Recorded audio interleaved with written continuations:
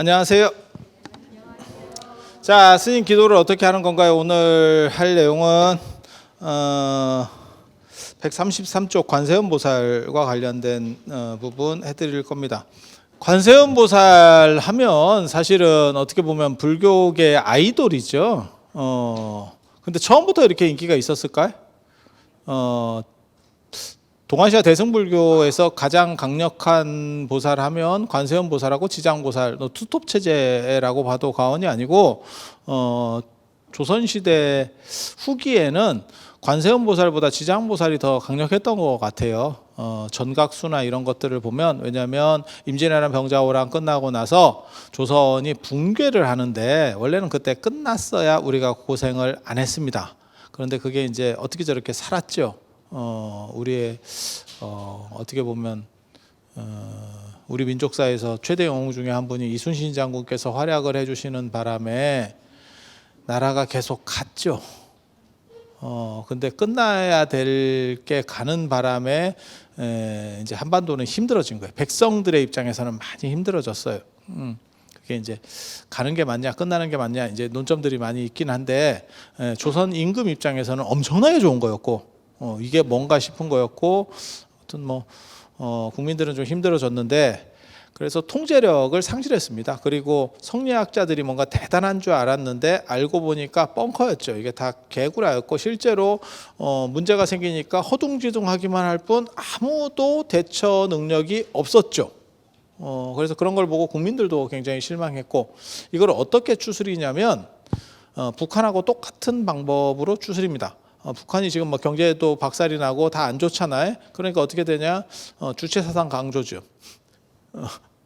그거를 개방을 하고 뭔가 생산수단을 높이고 이렇게 하려는 게 아니고 주체사상 강조로 간 거예요. 그래서 예학시대라고 하는 게 열립니다. 사계 김장생, 신독제 김집 이렇게 하면서 예학시대라는 게 열려요. 그래서 예라고 하는 것들을 강조하고, 그건 이제 상하 질서 체제를 갖추려고 하는 거예요.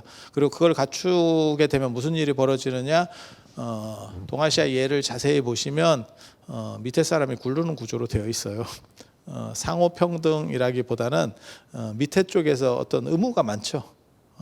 그래서 감히 대거리 못하게, 그리고 그전에는 양반들에게만 가지고 있었던 어떻게 보면 약간 프리미엄 같은 것들을 풀어줬죠. 그게 제사입니다. 일반인들도 이제 제사들을 살살살 할 수 있게 만들어주고, 그렇게 하는 이유는 일반인들을 대우해서가 아니고 그들의 체계 안에 편입시킴으로 인해서 불만을 차마 토로하지 못하게, 그러니까 어떻게 보면 짖는 개한테 개껌 하나 물려줬다고 보시면 됩니다. 그래서 그런 것들을 받으면서 굉장히 일반 평민들 입장에서는 좋다라고 생각을 했고, 그래서 그 질서를 무너뜨리지 않으려고 하는 그런 쪽으로다 가게 됩니다. 그런데 그 뒤로 몇백 년이 흐르니까 지금은 제사가 어떻게 보면 완장 차는 게 아니고 서로 다 이제 힘들어서, 그래서 제사가 좀 있으면 이제 끝날 거예요. 끝날 거예요. 개인적으로 제가 제사 영상을 많이 올리는 제사 유튜버로서 참 슬픕니다. 올 추석에도 뭔가 나에게 다가올 거다라고 생각하고 영상을 뿌렸지만 유튜브 인공지능님께서 전혀 반응을 보이지 않는 이런 역대 천인공노할 만행 같은 일을 벌였습니다. 그 이유는 뭐냐? 한국 사람들이 제사에 관심이 없기 때문에 유튜브가 반응하지 않는다는 뜻입니다. 제가 이렇게 영상들을 올려보면 동지 이런 데 유튜브가 반응하지 않습니다. 그러니까 동지를 한국 사람들의 유튜브 인공지능이 다 알고 있습니다. 뭐가 중요한 건지. 그리고 그때쯤 되면 그 시즌물을 띄워줘요. 올려준다고. 그런데 동지 예를 들면 제가 깜짝 놀란 거는 얘가 진짜 불교를 모르는구나 이런 생각도 했었거든요. 그러니까 성도제일, 부처님 깨달으신 날 있잖아요. 이런 거 전혀 반응 없습니다. 그런 쪽에 관심이 없습니다. 그 얘기는 뭐냐면 유튜브가 모른다기보다도 한국 불교가 그만큼 약하다는 뜻이에요. 약하다는 뜻이. 그러니까 거기에는 반응 안 보여도 돼라고 하고 걔는 생각하고 있는 거야. 마치 어느 급으로 유튜브가 생각하는 거냐면 한식 이런 거 생각하시면 돼요. 한식 전주 비빔밥 그 한식 말고요. 청명한식. 한식.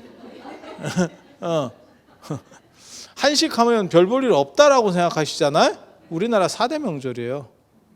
추석, 설, 단오, 한식이 4대 명절입니다. 4대 명절 중에서 거의 완전히 잊혀진 게 한식이라고 보시면 돼요.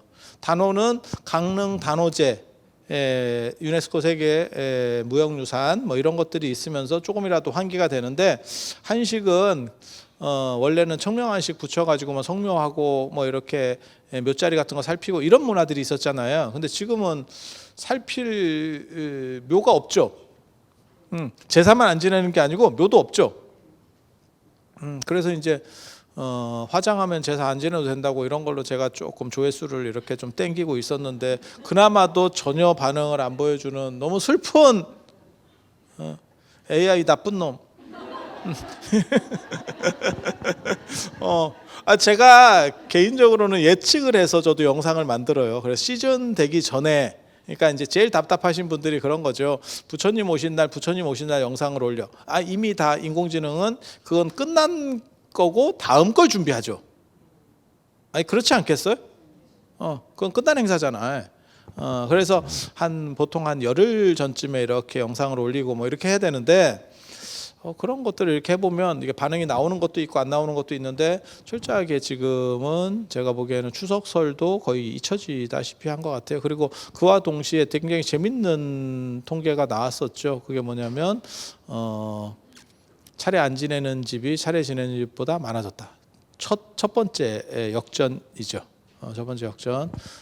그래서 그런 현상들이 된 거고, 그래서 예전에는 조선 후기에 제사권을 준다라고 하는 건 굉장한 영이었는데, 지금은 이제는 악플도 아니고 무플이죠. 제사를 지내기 싫어요것도 아니고 어쩌라고를 시전하고 있죠. 이제 뭐 그러든가 말든가 뭐 이런 쪽으로 이제 가고 있는 거예요.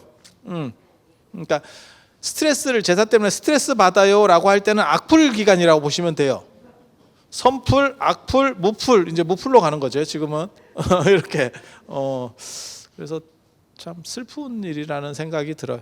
그래서 조선 후기가 되면 나라를 추스리는 과정에서 경제력이나 이런 걸로는 잘 못 추스렸고, 그래서 무슨 일이 벌어지느냐, 정신무장을 다시 시켰고, 그때 유행시킨 게 주자가래라고 하는 책입니다. 주자가래. 한국의 어떻게 보면 관원상제례를 규정지은 가장 중요한 서적 하면 주자가래예요. 원래 경국대전이나 국조오래나 뭐 이런 것들을 가지고 썼어야죠. 그런데 주자가래가 그러니까는 국정교과서보다 일반인이 만든 책이 압도적으로 강력해진 거예요.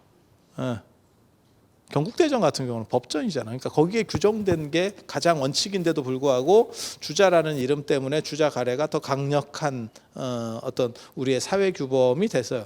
그런데 아이러니하게도 주자가래는 주자가 지었는지 잘 모르는 책이에요.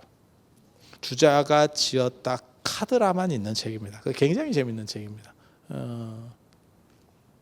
그래서 주자가 그 책을 지었대. 그 내용에 보면 그렇게 나옵니다. 그 관련된 내용들을. 제가 유교도 했었잖아요. 제가 성대를 10년이나 다니고 이랬던 사람으로서 얘기하면 주자가 책을 예법 관련된 책을 썼는데 누가 빌려갔어요. 다 책이 완성되기 전에.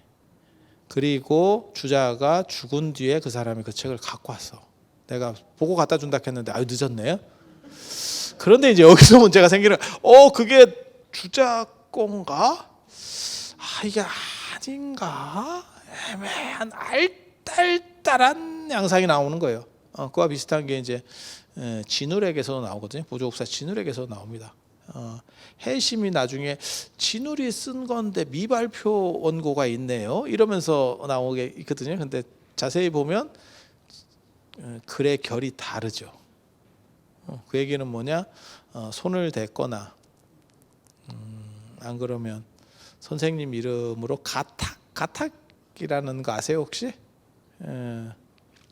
선생님 이름으로 출판. 뭐 이런 게 있죠. 이런 게 있죠. 그래서 그런 혐의들이 좀 있는 것들이 있어요. 그러니까 명확하지 않아요. 그런데도 불구하고 주자라는 이름 속에서 압도적인 어떻게 보면 사회 질서를 규정한 책이 주자가래. 그리고 이 예학 시대 때 뭐가 또 만들어지냐면 족보 만들어집니다. 족보. 그걸 이제 보학이라 그래서 족보와 관련된 학문. 그래서 족보, 그 전에 족보 별거 없었어요. 그때 거의 다 만들어지는 거예요. 그래서 여러분이 생각하고 있는 족보들이 옛날 거다라고 생각하는 건 여러분 생각이고 실제로는 그렇게 오래 안 된 경우가 대다수다 이렇게 생각하시면 돼요. 그리고 그 보학이 만들어질 때 불교에서도 그 영향을 받아요. 한쪽에서 족보를 만들고 있으니까 우리도 그걸 만들어야 되는 거 아니야? 라고 해서 만든 게 지금 법맥입니다. 한국 불교의 법맥. 법맥. 그래서 법맥이 옛날에도 계속 내려오던 거 아닙니까? 별 관심이 없었습니다. 그러면 뿌리나 이런 데 관심이 없단 말입니까? 현대 젊은이들 생각하시면 되죠. 미국이나 유럽 사람들이 그런 데 관심이 있을 것 같아? 사는데 아무 문제 없잖아. 걔네는 호로 자식이라서 그렇습니까? 아니잖아. 지금 현대 우리도 그렇게 되고 있죠, 점점. 저 어렸을 때 초등학교 들어가기 전 가정교육에 네가 무슨 성씨의 몇 대 손이고 무슨 파고 이런 걸 외웠다니까? 그런 걸 여러분이 교육 받았어요? 그러면 상당히 연식이 된 저는 제가 거의 끝물일 거예요. 그런 거 교육받은. 근데 저희 할아버님이 서당 훈장 출신이어서 진짜 지금 생각해 보면 별로 도움 안 되는 저걸 굳이 가르쳤어야 됐나? 그 어린 놈을 데리고 저걸 해야 됐나 싶은 생각이 지금 드는데 그런 거예요. 그런 거. 그래서 한자도 배우고 그랬었어요. 초등학교 들어가기 전에 저는. 어떻게 보면 그런 게 이런 영향을 줬을 수도 있어. 뭐 그렇다 치고 그래서 꼭 뭐 법맥 이런 게 중요합니까? 별로 관심이 없었어. 깨달으면 됐지. 그 계통이 뭐가 내려가는 게 뭐가 그렇게 중요해? 라고 생각하는 게 조선 전기까지의 양상이에요. 그 법맥을 쭉 내가 이런 거 연구하는 사람이에요. 제가 말을 맨날 이렇게 성글게 해서 굉장히 저를 만만하게 보는데 제가 논문 기술자예요. 그래서 그런 자료 찾고 이런 거 엄청 익숙한 그런 거예요. 그래서 그 뭐 확실한 얘기예요. 그리고 제가 나홍 스님 가지고 박사 논문을 썼잖아. 그러니까 나홍 스님이 이 법맥에서 굉장히 중요한 분이거든요. 그래서 그 계통을 지금도 세워서 내가 어떤 걸 하는데 조계종의 어떻게 보면 종조를 바꿔야 된다라고 끊임없이 주장하는 사람이 난데 종조를 바꿔야 된다, 중천조도 바꿔야 된다, 이걸 끊임없이 주장하는 게 저예요. 지금은 누구로 되어 있냐면 도의국사, 설악산 진전사 가지산문의 도의국사가 종조로 되어 있고 그 다음에 이제 중천조를 태고보호로 되어 있는데 우리는 범일국사로 하고 사골산문의 범일국사로 하고 나홍스님이 중천조가 돼야 된다라고 주장하는 사람. 아이러니하게도 나홍스님과 범일국사로 제가 다 박사 논문을 썼죠. 근데 실제로 제 말이 맞는 거예요. 제 말이 맞는 거예요. 왜냐하면 도의국사 맥은 다 끊어졌어요. 지금 현재 조계종에 남아있는 유일한 맥은 화남 혼수 스님의 법맥이에요. 고려 조선의 마지막 어떻게 보면 마지막 그 국사였던 분이에요. 그리고 그분이 누구 제자냐를 가지고 이제 박터지게 싸우는 거거든요. 그게 이제 태고보우냐 안 그러면 나홍해근이냐를 가지고 싸워요. 근데 혼수 스님 비문에는 혼수 어록이 남아 있으면 그게 해결이 되는데 일제강점기 때 조사된 거에 의하면 평양에 혼수 어록이 남았다라고 있다라는 기록이 나오는데 그 외에는 혼수 어록이 존재하지 않아 지금. 북한 내가 그것 때문에 북한을 가보고 싶거든. 근데 뭐 넘어가다가 총 맞을까 봐. 우리 또 은폐가 안 되잖아. 왜냐면 빛이 나잖아. 우리 발광체를 가지고 있기 때문에 이게 쉽지가 않아. 그래서 그 혼수어록 진짜 그것만 있으면 이게 딱 밝혀지거든. 그런데 그게 없어요. 그게 없는데 혼수스님 비문이 남아 있거든요. 청룡사에 비문이 남아 있는데 거기에 보면 나홍 스님 얘기만 있지 태고 스님 얘기는 한 번도 없어요. 언급 자체가 없어요. 그래서 나홍 스님 맥인 것 같다 이렇게 주장하는 게 우리 팀들. 근데 조선 후기가 되면 태고 스님 맥으로 이렇게 규정을 하거든요. 나홍 스님이 인도분 제자라서 그래요. 그래서 이제 조선 후기가 되면 임진왜란 병자호란 끝나고 나서 소중화를 천명하고 조선이 뭔 미친 소리인지를 모르겠어. 중국의 정통은 조선이래. 이게 무슨 또라이 같은 이런 식 얘기들 때문에 자꾸 중국이 뭐 큰 나라 작은 나라가 큰 나라한테 개기면 되겠냐 이런 얘기 하는 거요. 그 또라이 같은 발언을 우리 조상들이 다 해놨어. 소중화래 소중화. 나 환장하겠다니까. 작은 중국. 그래서 중국의 정통성 우리한테 있고 청나라 저거는 만주족이니까 저거는 아니라는 거예요. 근데 혈통적으로 보면 우리가 만주족하고 비슷한 계열이고 한족하고는 아무 관계가 없어. 혈통적으로만 보면. 만주족하고 관계가 있지. 왜냐면 만주족의 근원지가 백두산 쪽인데. 그래서 여러분 백두산 가보셨어요? 백두산 가보면 생각보다 나무가 많이 남아있어요. 그게 왜 그러냐면 거기가 만주족의 시원지라 그래서 그 동네가 금원이에요. 그러니까 나무를 벌채 금지구역 백두산 주변이. 그래서 자연이 잘 보존돼 있어요. 그러니까 걔네가 거기 살았고 우리는 그 밑에 좀 산 거잖아. 우리 민족은. 그러니까 거기가 혈통적으로 이렇게 왔다 갔다 하겠지 뭐. 그냥 생각해봐도 그렇지 않아요? 그건 가깝지. 한쪽 저 짱깨하고 어떻게 같을 수 있겠어. 그런데 스스로를 우리 조상들은 우리는 짱깨의 정신을 잇는 사람이고 만주족과는 다르다 이렇게 얘기한 거 아니요. 진짜야. 진짜야. 그래서 명나라 황제의 가묘를 만들고 그걸 제사 지내는 게 만동묘잖아. 명나라 신종에. 그게 화양서원이야. 화양서원. 저거 일본 사람들이 저 미친 짓 한다고 다 허물어 버렸다고. 근데 그거를 지금 현재 한국 정부에서 그걸 복구를 했어요. 미친놈들. 또라이도 이런 또라이가 있나 싶은. 저거는 어떻게 보면 조선 총독부보다 더 짜증나는 유적이거든. 조선 총독부가 그 시대에서 가장 잘 지은 건물이에요. 제가 건축하는 사람으로서 얘기하는데 가장 잘 지은 건물이에요. 만약에 그때 김영삼 대통령 때 안빠개고 옮기면 되거든요. 그게 석조 건물이기 때문에 옮기면 돼. 뜯어가지고. 가능하잖아요. 그래서 옮겨놨으면 그게 지금 세계 문화유산으로 들어갔을 겁니다. 그 정도 사이즈가 있는 위상의 건물이에요. 그 시대를 대표하는 동아시아에서 최고로 잘 지은 건물이라고 봐도 과언이 아니에요. 왜? 일본은 한국에 대해서는 진짜 진심이었어. 식민지라고 생각을 하고 한 게 아니고 영구 지배하려고 그랬다니까. 그래서 그렇게 좋은 건물을 지은 거라니까 이것들이. 그러니까 대만하고는 달라. 대만은 잠깐 걷어먹고 가는 거고 한국은 그냥 끝까지 해서 같이 가겠다. 이거 진짜 그래서 그런 건물을 지은 거예요. 그런 최고급 건물을 지은 거야. 그런데 그걸 왜 우리가 뽀개고 국민들이 그 당시에 동의를 했느냐? 기분이가 나빠서. 기분 더러워서. 그게 돈의 가치가 어떻든 뭐 세계 문화유산의 가치가 김영삼 대통령이 뽀갠다고 할 때도 그 얘기가 있었어. 저건 냅두면 그 정도 가치가 있는 건물입니다 라고 했는데 김영삼 대통령이 그럼 빠개는 걸로 이렇게 가신 거예요. 근데 그게 조금 아깝긴 하지만 그렇게 잘못됐다는 생각은 안 해. 왜? 상징성이라는 게 있으니까. 그래서 우리가 그 폭파하는 걸 생중계 해줬어요. 기억나시는지 모르겠는데 마치 그 빈라덴이 그 바미안속 물 파괴하듯이 생중계로 우리가 그걸 봤었다고.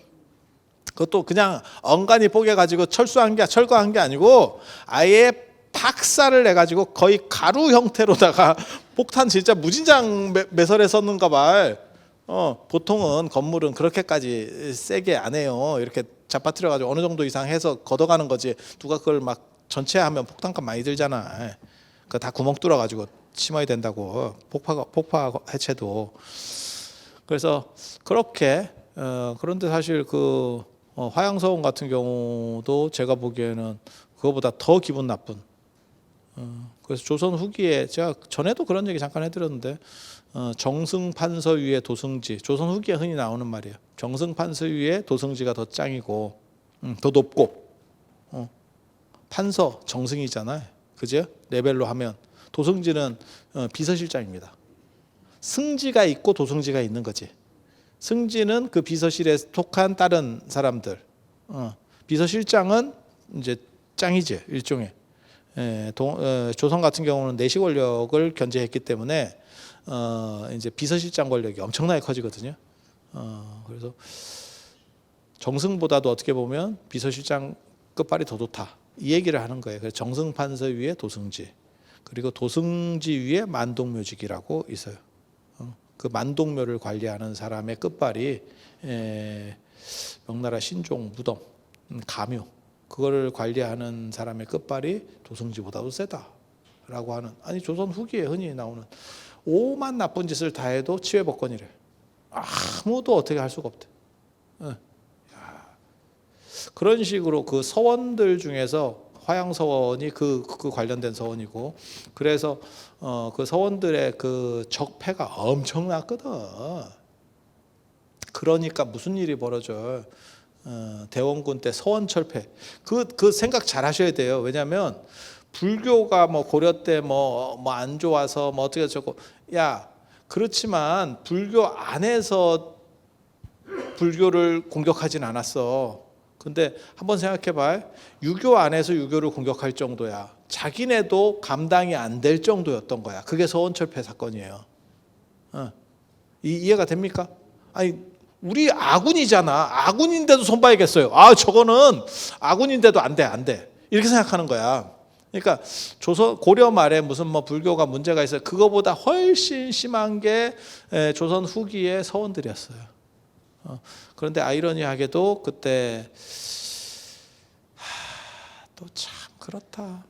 그때 그거를 없애는 거는 당연했는데 그렇게라도 해서 개혁을 했었어야 되는데 냅뒀으면 이게 또 세계 문화유산이요. 아유 이게 참 애매하네. 이게 참 인생이라는 게 참 묘해요. 그때 안 없앴으면 수백 년짜리 우리 건축 문화가 그대로 쫙 남는 거예요. 최고급 건축들이에요. 그게 다. 참 이게 뭔가 싶어요. 하나 없애면 하나를 이렇게 생각을 하면 그 다음에 중국에서 가장 큰 제가 보기에는 잘못 현대에 들어서 가장 큰 잘못 간자 쓴 거예요. 중국에서 간자를 쓰는 바람에 그게 이제 광마략이나 이런 그 당시에 어떻게 보면 천재적인 사람들이 주도해서 작업을 한 거고 중국이 발전하려면 문자 이 한자 이렇게 복잡한 거 쓰는 거 갖고 안 되겠다 싶어서 간자를 다 만들어서 머리 복잡하게 썼는데 지금 와 보니까 어차피 손으로 누르는 건 똑같아요. 복잡한 글자나 뭐 간편한 글자나 다 똑같아요. 그죠? 한일자를 치나 용룡자를 치나 똑같은 거죠. 이럴 바에는 안 바꿨으면 동아시아가 하나로 이렇게 묶이거든요. 한자 문화권이라는 걸로. 근데 그게 이제 깨져버렸죠. 그러니까 우리 같은 사람들도 중국에 가면 한 70% 이해하는 거죠. 다 이해가 안 되죠. 그렇게 되는 거예요. 물론 뭐 한자를 몰라서 이해 안 되는 걸 수도 있는데 모르면 간자다. 모르면 간자야. 간자 같지 않은데 간자로 여겨. 그 불온한 생각이다. 간짜다 간짜. 그렇게 가는 거예요. 그래서 참 이게 그 송광사도 보고 있으면 그렇고 그 구상 큰 스님이 굉장히 잘하셔서 그 송광사를 가람을 다 일신시키고 그걸 다 이렇게 배치를 바꾸고 그래서 송광사 가면 다른 절들보다 훨씬 시원한 느낌 딱 들어가면 이렇게 널찍하고 어깨가 딱 벌어진 것 같고 좋지. 그래서 유네스코 문화유산에 못 들어갔지. 그때 조금만 답답했어도 놔뒀으면 유네스코 문화유산에 들어갔지.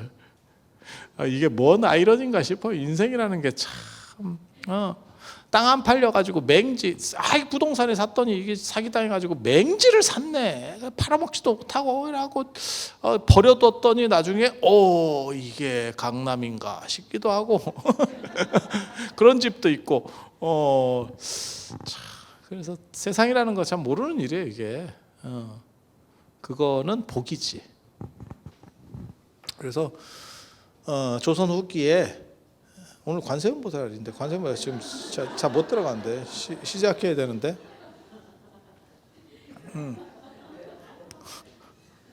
그래서 조선 후기에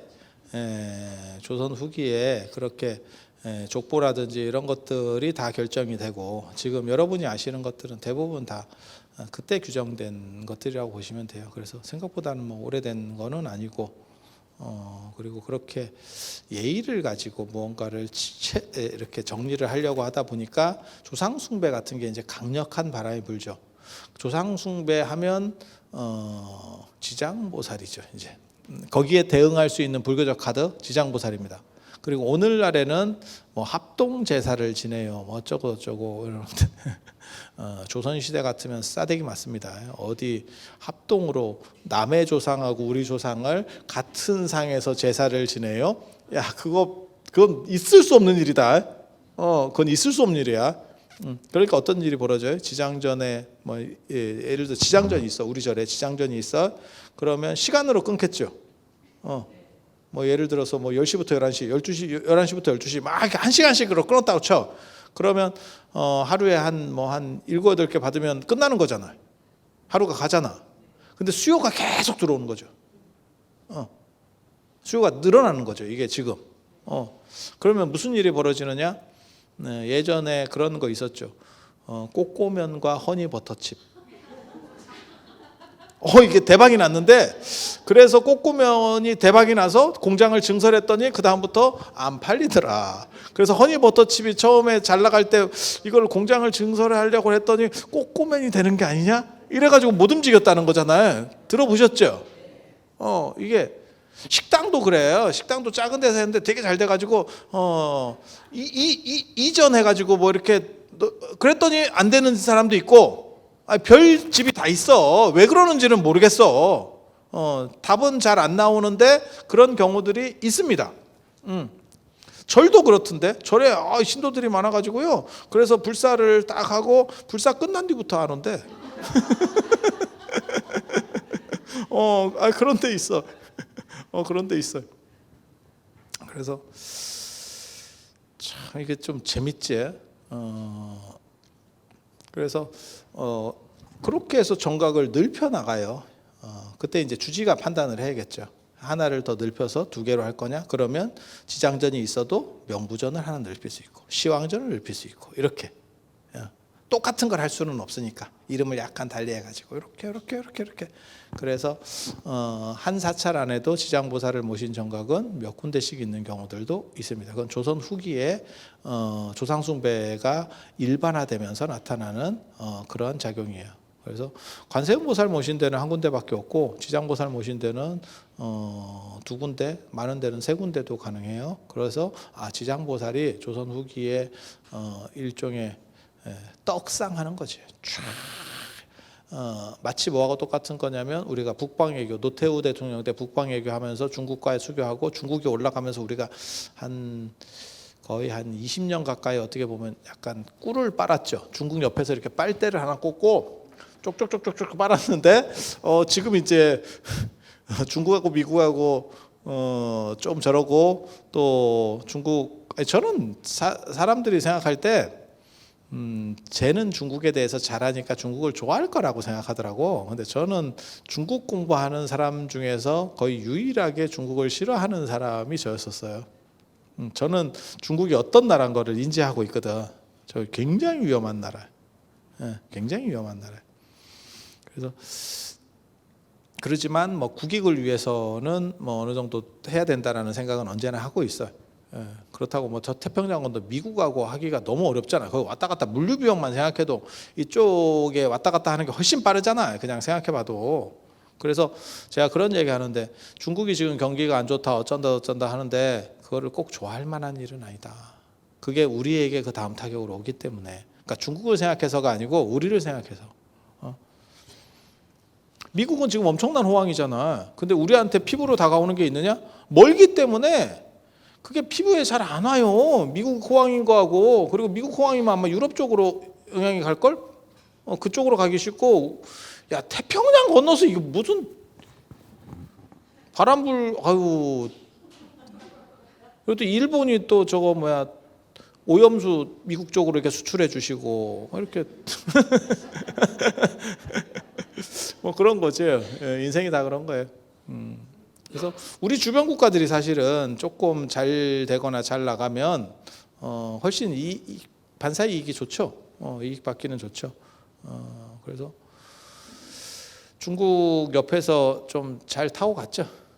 잘 타고 갔죠. 그와 마찬가지로 조상 숭배가 떡상하기 시작하면서 소수의 엘리트들만 믿었던, 양반들만 믿었던 그 수요가 있었던 상황이 아니고 일반인에까지 확 퍼지면서 소수의 양반들은 제실 사당이 있었고 집안에 이분들은 없죠. 그러니까 위탁이 많이 발생을 하게 되고, 그래서 절에서도 그걸로 상당한 많은 호황이 있었죠. 그래서 오늘날까지도 불교의 4대 명절이 있지만 부처님 태어나신 날, 부처님 오신 날, 그 다음에 성도제일, 그 다음에 열반제일, 그 다음에 출가제일, 이렇게 4대 명절이라고 하지만 실제로는 절자가 붙는 거는 우람분절, 명절이니까. 그래서 우람분절이 왜 그렇게 커지느냐? 조상숭배랑 관련된 의미를 가지기 때문에. 그런데 지금은 조상숭배가 이렇게 지금 떨어지고 있죠. 그걸 여러분이 느끼죠. 여러분이 지금 여러분 젊으셨을 때하고 지금하고 비교. 저도 그런 얘기 하잖아요. 우리 어렸을 때 추석이나 설에 뭐 외국 여행을 간다 이러면 저게 사람이냐를 시전하던 때가 있었어. 야, 저게 무슨 짐승 새끼도 아니고 말이야. 어른들은 그렇게 말씀하셨어. 진짜 그렇게. 그런데 지금은 부럽고요. 항공권 비쌀 때 나가시는 거 보니까 형편이 좋으신가 봐요. 부럽고요. 다음에는 저도 좀 이렇게 하는 시절이 된 거고, 참 완전히 달라졌죠. 완전히 달라졌죠. 사람 아닌 데서 사람 위의 급으로 여기서부터 이렇게 된 거죠. 지금 상황이 얼마나 대단해. 그걸 여러분들은 많이 느끼실 거고, 그래서 지금도 어른들하고 아니면 좀 젊은 분들하고 제사에 대한 인식이라든지 이런 것들이 조금 다르죠. 생각들이 약간씩 온도차가 있는 거고, 그렇다 보니까 지장보살은 이제 살살살 깔아앉고, 그래서 무슨 절에서 지장회 이런 거 만들면 이게 뭐 갈참이냐? 또 이래갖고 또 노인네들이 또 싫어해요. 노인 아닌 줄 알더라고. 이미 노인인데. 그래서 제가 월정사에서 황혼기 출가 이런 걸 했었거든요. 60세 이상 되신 분들 60세까지로 단기 출가는 끊고 출가 학교는 끊고 황혼기로 이렇게 했었는데, 전에 제가 그걸 처음에 시작을 했었는데 해보니까 어른들이 황혼기라는 말을 또 싫어합니다. 분명히 갈참인데 자기는 아닌 것처럼. 그래서 이름을 좀 뭐 바꿨으면 좋겠다. 이렇게 제가 좀비 출가. 여러분들은 살았지만 사는 게 아니고 죽었지만 죽은 게 아니다. 그게 좀비야. 그게 좀비. 그렇게 하는데 대놓고 좀비라고 하면 또 싫어하니까. 그래서 또 이름을 기가 막힌 장명을 또 했잖아. 낭만 출가. 이렇게. 왜냐면 이게 어른들 중에서 이제 불교에 관심이 있고 신심이 두터우신 분들 중에서 절에 이렇게 큰 절에 한번 살아보고 싶은 분들이 있어요. 그래서 한 일주일 정도 하고 이렇게 답사도 다니고 산내 암자들 이렇게 순례도 좀 하고 이러면서 그리고 이런 분들의 가장 큰 특징이 새벽 예불을 힘들어하지 않아. 그때 일어나 있다. 그게 젊은 사람 같으면 그 시간에 일어나라 하면 그 죽음이에요. 다른 거 다 필요 없고 그게 제일 힘들어. 제가 그런 사람을 봤다니까.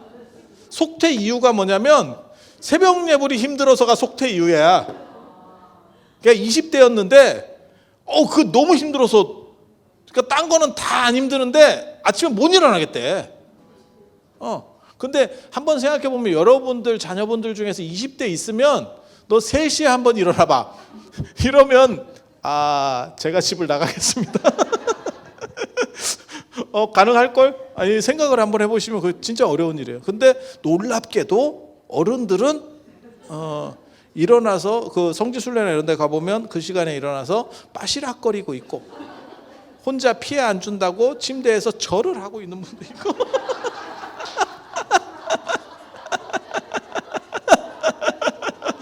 이거 굉장히 재밌어요.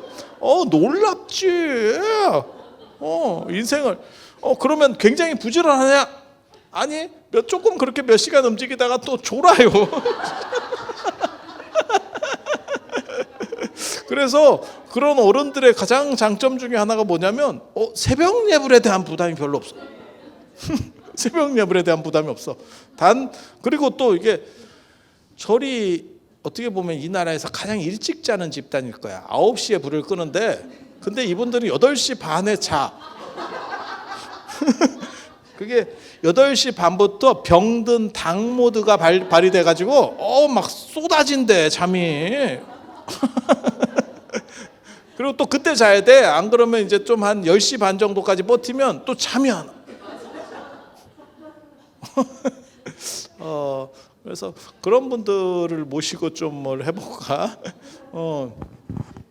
지금 그러고 있어요. 그래서 마치 지장회 이러면 뭐 약간 경로당의 갈참 모임 같고, 사람들 싫어합니다. 그런 식 표현을 쓰면 싫어합니다. 그래서 요즘은 지장보살보다 관세음보살이 더 인기가 있는. 지금 뭐 예전에도 관세음보살이 상당히 강력했어요. 근데 관세음보살 되게 재밌습니다. 창시계명으로 부르잖아, 우리가 관세음보살을. 이게 일본 사람들이 우리나라에 들어와가지고 내선일치하면서 제일 우리가 기분 나빴던 것 중에 하나가 창시계명이잖아. 이름 일본식으로 바꾸는 거. 그래서 일본은 복성이니까 다 성씨가 2글자가 90몇 %거든요. 우리는 다 단성이고 성씨가 1글자고, 그래서 2글자로 바꾸고, 그 다음에 이제 이름 일본식으로 부르고 뭐 이런 식으로 했었잖아요. 보살님은 그 시대에 사셨던 거 아니요? 일본분 아니요? 일본분? 그때 소학교 들어가서 일본어 배우고 막 이러던.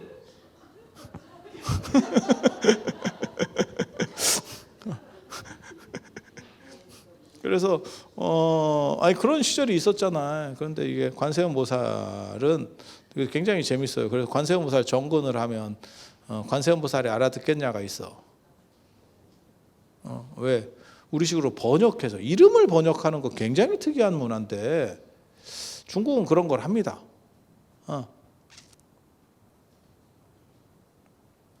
그래서 원래는 아발로키스테스바라 이렇게 하는데 그걸 이제 정근이 안 되잖아. 정근을 해봐. 아발로키스테스바라 보디사트바, 아발로키스테스바라 보디사트바. 혀가 안 돌아. 혀가.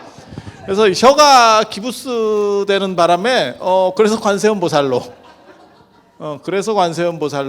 그래서 관세음보살을 했더니 또 그것도 길대.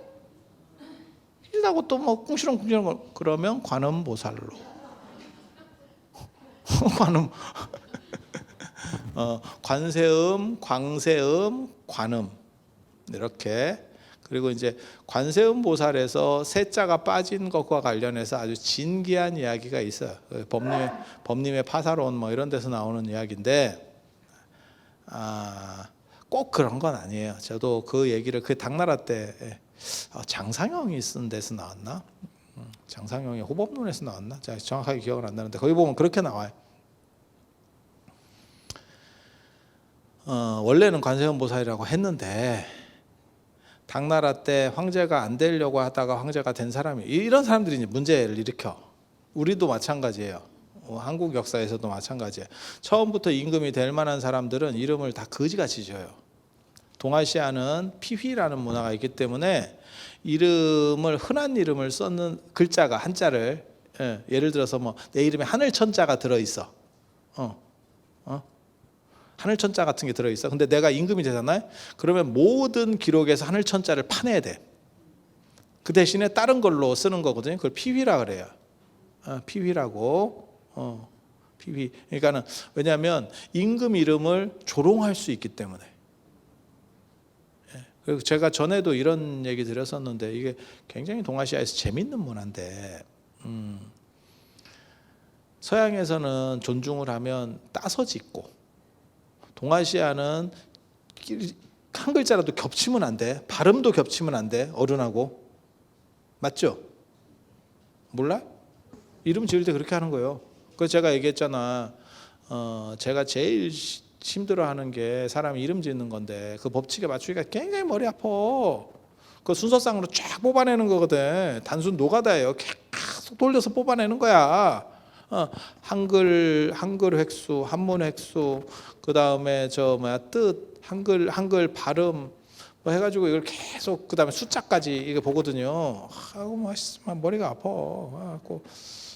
그리고 다 해갖고 좋은 이름을 찾으면 연예인에 있어. 유명인에 있고.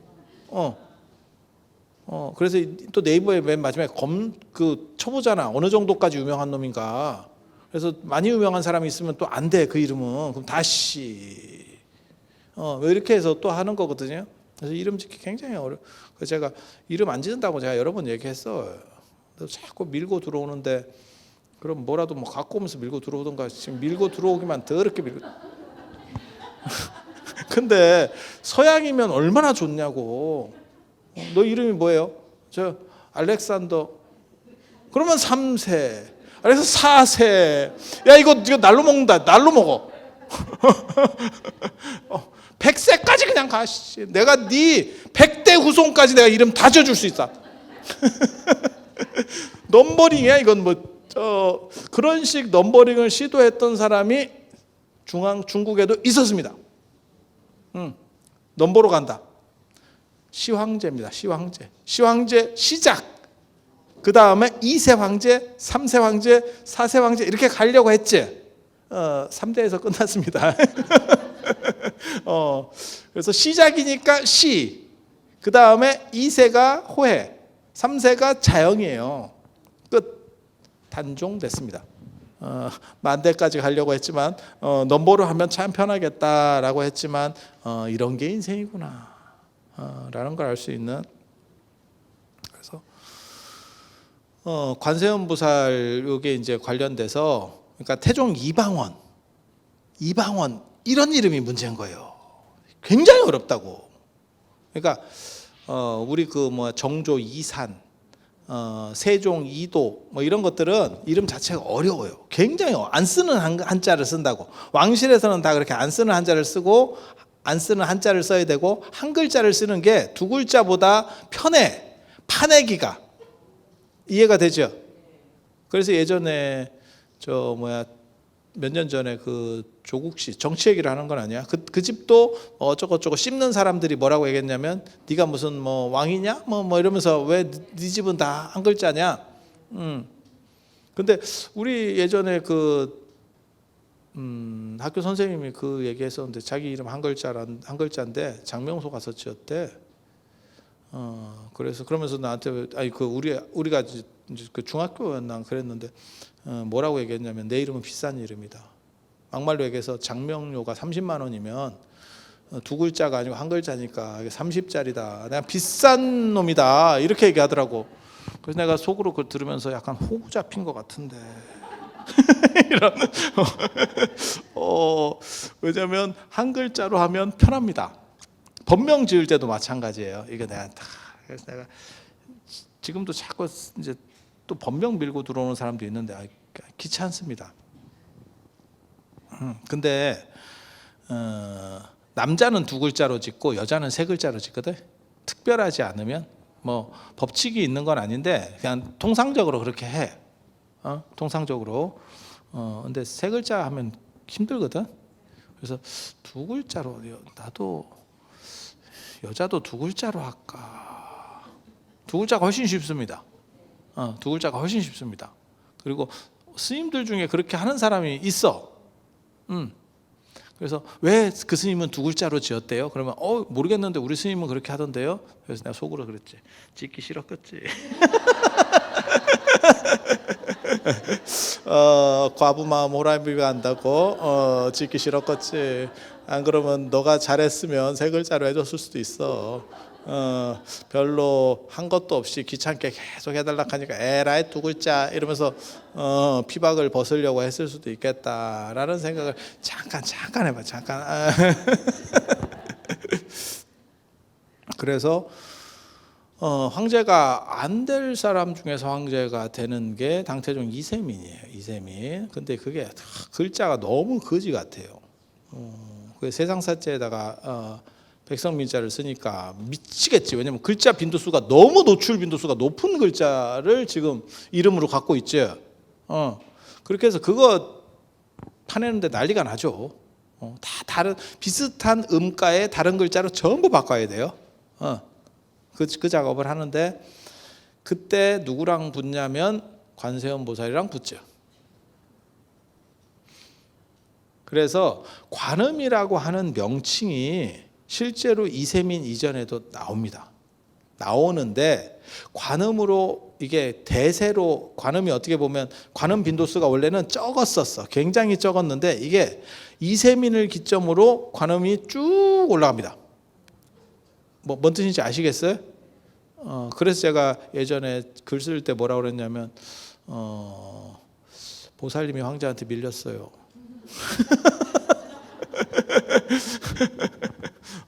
그래서 관음으로 축약. 그리고 중국 사람들은 뭐가 있냐면요. 예전에 한문으로 이렇게 쓰기도 힘들었지만 붓으로다가 그다음 종이가 비싸요. 붓값보다 종이가 오히려 더 비싸다고 생각해야 된다고.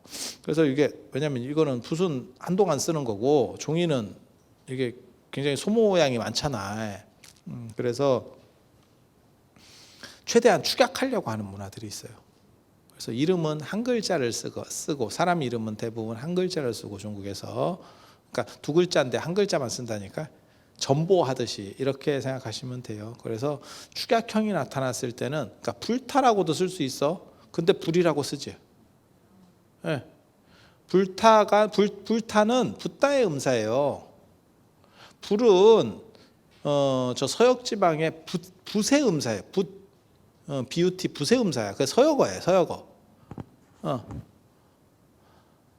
그래서 두 가지가 같이 나오는데 왜 불타는 죽고 불로다가 불이 압도적으로 많아지느냐? 불타도 지금도 쓰지. 소술해서 그렇지.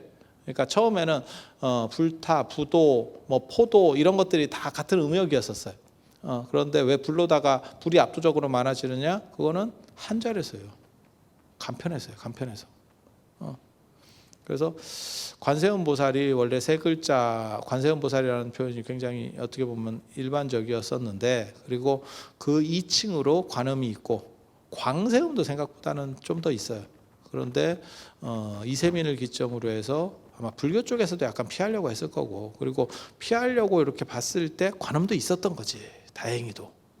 그러니까 뭐 큰 문제 없이 넘어가려고 했었던 것 같고 그리고 그때 한번 정착이 되니까 그 다음부터는 어떻게 돼? 그 관음보살 뭐 이렇게 해서 쭉 많이 나오게 되는 거죠. 그리고 막상 써보면 간편하고 그런데 되게 재밌는 거는 관세음보살은 창시계명을 해서 부르는 거니까 아발로키스테스바라고 해야 되는데 관세음이라고 하니까 당신 이름을 알아듣겠나. 그래서 정근을 해도 이게 이름을 번역해 버리면 그러니까 제가 자연 스님인데 참 오묘한 스님 이렇게 누가 번역을 해서 부르면 그렇게 부르면 내가 난가 내가 이럴 수 있거든. 아니 그렇지 않아?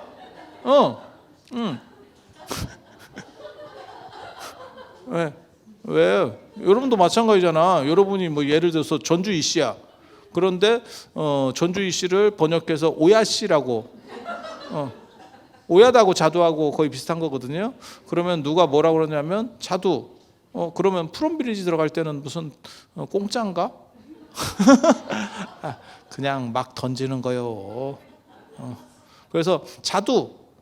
외국에서 자두라고 부르는 거야. 야, 자두! 이러면 난가? 이렇게 되지 않겠어요? 제가 그래서 그런 얘기도 했잖아. 세종은 세종대왕이라고 그러면 자기 이름 못 알아들을 수도 있다고. 그건 죽은 뒤에 붙이는 시호잖아.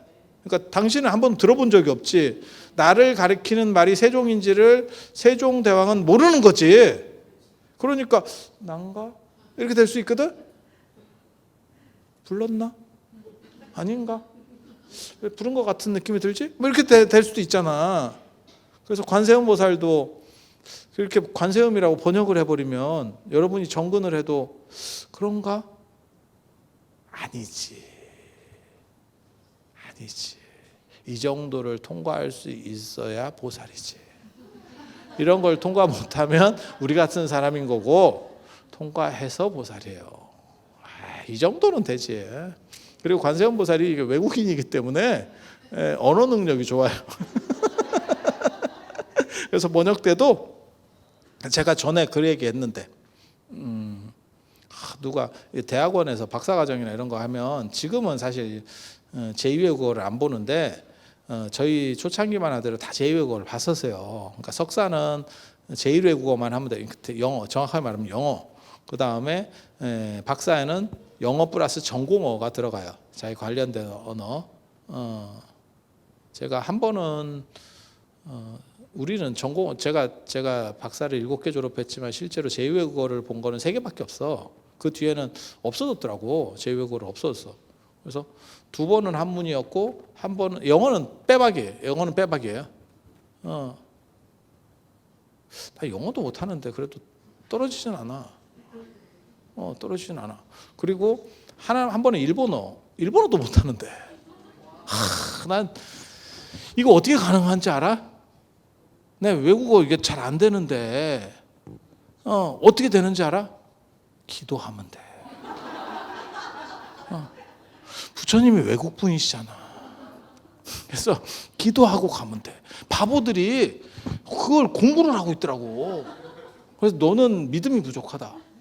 부처님을 네가 믿지 못하고 있구나, 이 바보 같은 것들. 기도를 해야지. 우리 기도하고 자잖아. 안 떨어져. 안 떨어져. 그리고 부처님 그 생애를 보면 부처님이 그렇게 어학을 잘했다고 나와요. 어학을 잘했대. 그러니까 기도하면 영험하지.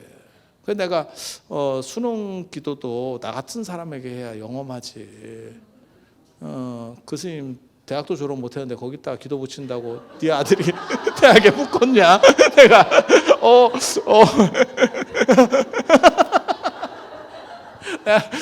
너무 자극적인 얘기 같은데. 수능기도 접수 받습니다. 이름 개명 원치 않습니다. 개명 원치 않습니다. 그나마 개명은 좀 편해. 신생아 같은 경우는 막 죽겠더라고. 날짜는 정해져 있고. 그리고 요즘 애들은 또 이게 약간 트렌드가 있어요. 하고 거기에 맞춰줘야 돼. 근데 문제는 걔를 내가 알면 맞추겠어. 근데 의뢰자는 그 애 할머니거든. 엄마가 아니고, 엄마가 의뢰하는 게 아니고, 엄마가 누군지 몰라. 나 까놓고 얘기해서. 내가 아는 거는 그 할머니를 알고 있단 말이야. 뭔 얘기인지 알아듣겠지? 그러니까 이게 원격으로 약간 쓰리 쿠션 느낌이지. 이게 뭔가요? 이게 굉장히 어렵습니다. 그러니까 그 집안마다 어떤 선호하는 게 있거든, 사실. 그래서 제가 법명 지을 때도 그런 얘기 하거든. 법명 누가 뭐 이렇게 얘기하면 아는 사람은 법명이 나와요. 금방 나와. 내가 아는 사람들은. 왜? 그 성향이 딱 있으니까 이렇게 하면 되겠다라고 나오는데, 뜬금없는 사람들 있잖아요. 모릅니다. 이미지가 없습니다, 머릿속에. 이렇게 떠올리면 외계인하고 비슷해. 어쩌라고. 그 사람을 생각하면 뭐가 이렇게 딱 이미지가 나와야 딱 단어가 나올 건데, 어쩌라고 이런 느낌이 나온다니까. 진짜야. 여러분이 뭘 이렇게 이름을 네이밍을 한다고 생각해봐. 광고 카피 이런 것도 마찬가지예요. 그 부분에 대해서 좀 잘 알면 이걸 이렇게 카피를 하면 되겠다라고 하는 게 나오지만 전혀 배경 지식이 없어. 그러면 카피를 잡아봐. 그러면 어쩌라고? 딱 이렇게 나오는 거예요. 아무튼 수능 기도는 제가 좀 근데 되게 웃기는 게 나한테 수능 기도는 잘 안 붙인다. 이름만 더럽게 들어와요.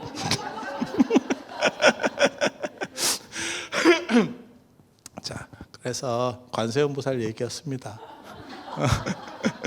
관세음보살은 왜 창시계명을 했는가? 이름이 너무 길었어요.